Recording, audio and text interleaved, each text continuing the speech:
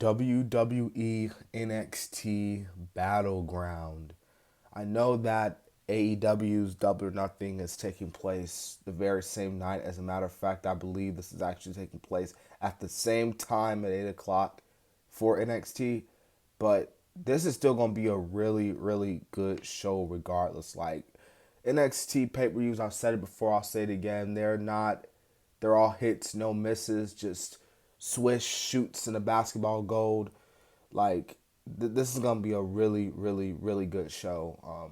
Granted, there's only 6 matches on the card, but come on, like even in these 6 matches, it's just gonna be like Sheamus said, banger after banger. So let's not waste any time. Let's get to it. The first match we got here, we have, oh man, it's really personal here. We got Ivan Dragunov versus Dijak in a last man standing match, and these guys have been going at it for weeks. I know for those who really been getting into NXT, this has been really personal. I mean, just very, very, very personal. And I believe this is where it truly ends. Last man standing match. I do think Ivan Dragunov gets the win just because I feel like if there's anyone who's going to get the momentum more out of this feud, it will be him. So I got Ivan Dragunov picking up the win and keeping Dijak down for the 10 count. I don't know how he's gonna do it, but he'll find a way because it's Ivan Dragunov. The dude's just that dang good. Anyways, let's move on. We got the the British round rules match for the NXT Heritage Cup. That's right, the Heritage Cup is back. Player Noam Dom, no Noam Dar. Excuse me, I mispronounced his name there. Is taking on Dragon Lee, and right off the gate, right off the bat, I'm just gonna say it. I think Dragon Lee wins this match. I think he becomes the new man to hold the Heritage Cup. You know, NXT definitely wants to establish Dragon Lee as a top player here in NXT, and I think the right way to do that is by having him win this match, because by winning this match, you could definitely put him on that stampede. And like I said with the opening, this is gonna be a really good match as well. These are really good guys, and yeah, they're gonna put on a show still here, no doubt about it. Next, we have the NXT Tag Team Title Match player. We got Gallus defending their titles against the Creed brothers.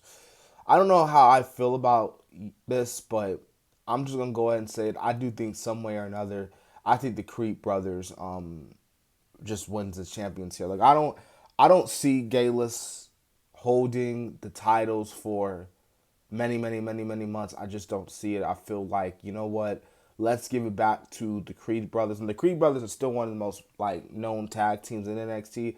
Not saying Gallus is, but if I had to pick a winner, I would personally say the Creed brothers.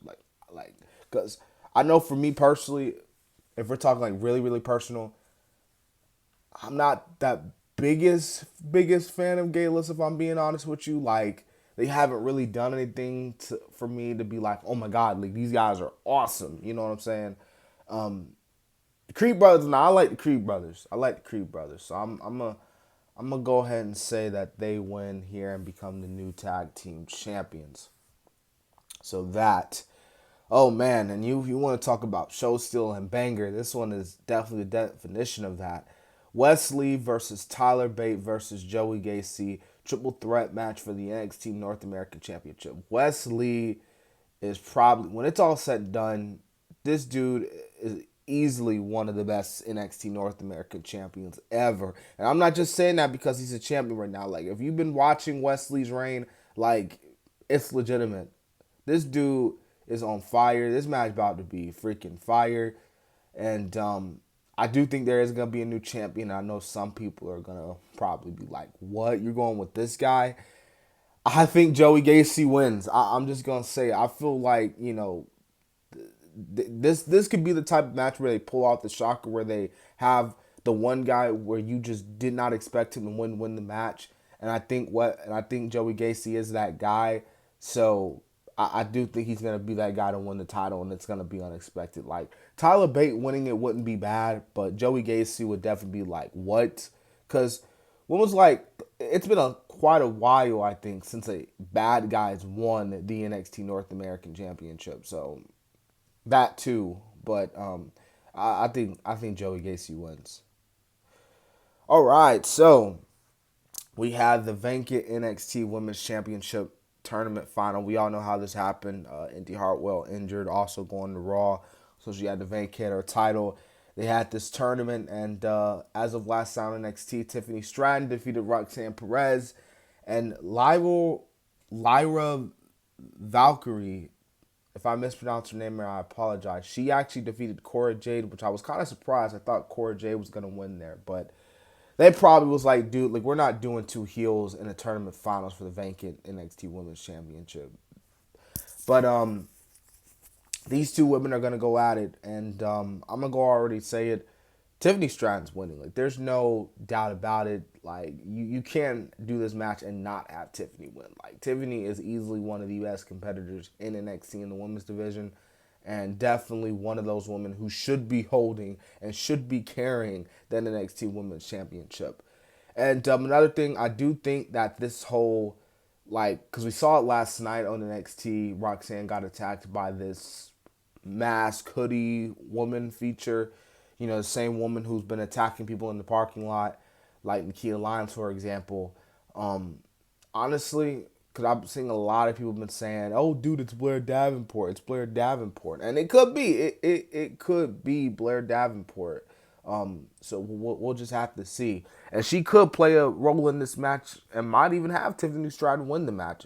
You'll never know. But nonetheless, regardless of the result, interference, whatever, Tiffany Stratton's winning. She's gonna be the new NXT Women's Champ. And what will most likely be the main event, we got a rematch from Stand and Deliver, Carmelo Hayes versus Bron Breakker 2.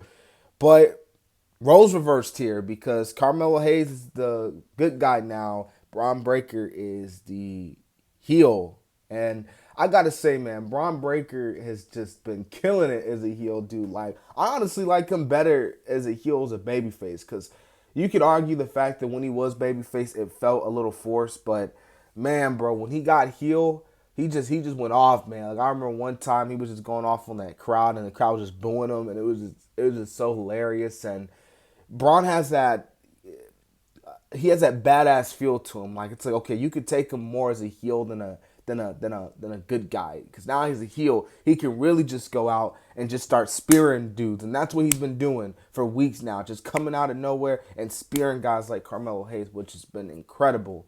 This is gonna be a really good match, man. This might even outdo their NXT Stand and Deliver match. You'll never know, but Carmelo Hayes is winning. He's gonna win some way or another.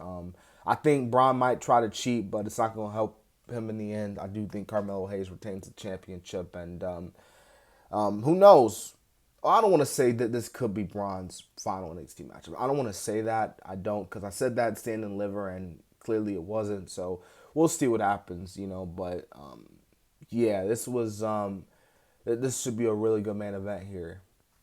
But anyways, that has been my official predictions for the NXT Battleground, that pay-per-view event. You know, I already did my Double or Nothing and my WWE United Champions, which is all taking place in the same weekend. So go check those two out if you can. I'll try to put it down in the link below as well. But I hope you guys enjoyed. Continue to like, comment, and subscribe. This has been the Kid DC Wrestling. And so, yeah.